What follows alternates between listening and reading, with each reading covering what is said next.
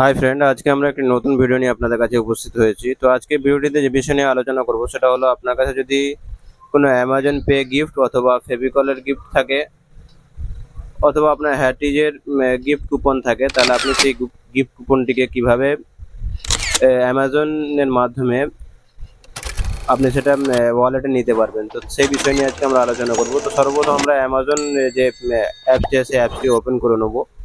Open করে নেওয়ার পরে আমাদের যে কাজ হবে, আপনার অ্যাকাউন্টে যে অপশানটি আছে ওই অপশানটিতে আমরা ক্লিক করব। ক্লিক করার পরে আমরা নিচের দিকে স্ক্রল করে চলে আসব। এখানে আপনি একটা অপশান পাবেন, add gift card to your balance. এই অপশানে আপনি ক্লিক করলে আপনার কাছে আবার একটা নতুন ইন্টারফেস আসবে। এখানে আপনাকে আপনার যে কুপন কোডটি আছে সেই কুপন কোডটি আপনাকে দিতে হবে।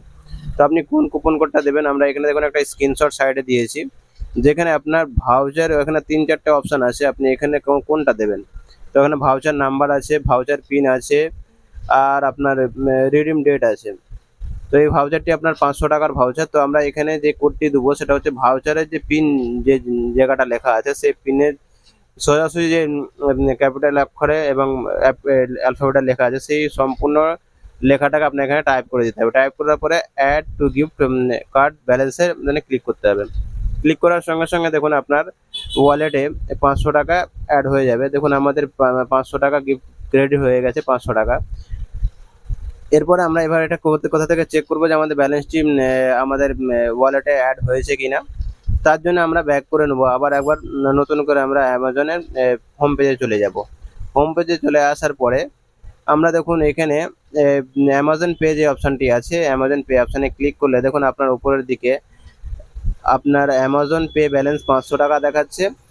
তো আমরা যে গিফট কুপনটি ইউজ করলাম সেটা আপনার 500 টাকার কুপন ছিল, তো সেই জন্য আমাদের এখানে 500 টাকা অ্যাড হয়ে গেছে।